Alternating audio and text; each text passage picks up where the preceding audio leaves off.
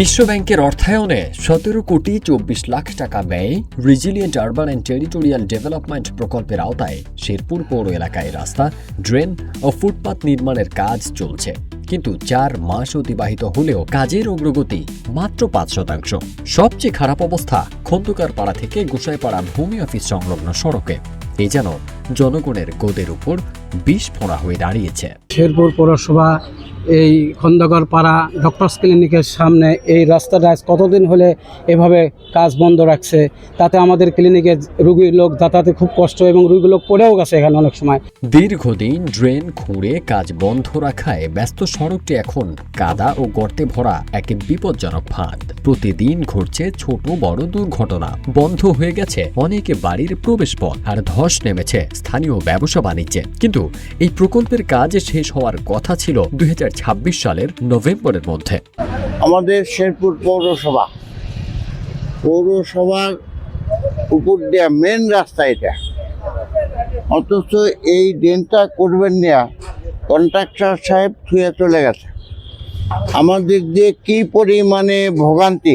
দীর্ঘদিন যাবৎ এই ড্রেনটি এই অবস্থা পড়ে আছে, কোনো কাজকর্ম হয় না, এই অবস্থায় পড়ে আছে, যার কারণে বিভিন্ন সময় গাড়ি সহ বিভিন্ন লোকজন যাতায়াত করার সময় ড্রেনের ভিতরে পড়ে যায় এবং বিভিন্ন দুর্ঘটনার সমস্যার সৃষ্টি হচ্ছে। বারবার তাগাদা দেওয়া সত্ত্বেও কাজের গতি না বাড়ায় শেষ পর্যন্ত ঠিকাদারি প্রতিষ্ঠানকে চূড়ান্ত নোটিশ পাঠিয়েছে পৌর কর্তৃপক্ষ।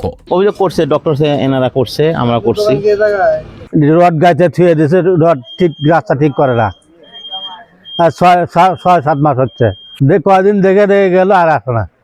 শেরপুর পৌরসভার বগুড়ার আরইটিরি প্রজেক্টের অর্থায়নে হাজিপুরের যে রাস্তাটা ঠিকাদার দীর্ঘদিন খুলে রাখছে, এটা বাস্তব। সেখানে জনগণের দুর্ভোগ সৃষ্টি হচ্ছে। আমরা ঠিকাদারকে এ ব্যাপারে তাগাদাপত্র দিয়েছি। ঠিকাদাররা আমাদেরকে আশ্বস্ত করছে খুব শীঘ্রই তারা কাজ করবে।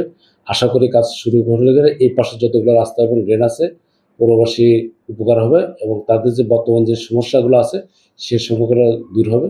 আমরা আপনার চেষ্টা করছি এবং ঠিকাদার যত তাড়াতাড়ি সম্ভব কাজ তারা শুরু করবে আশা করি। বেশ কিছুদিন যাবৎ এই কাজটি অসমাপ্ত অবস্থায় পড়ে আছে এবং এটি অবশ্যই জনদুর্ভোগ সৃষ্টি হচ্ছে।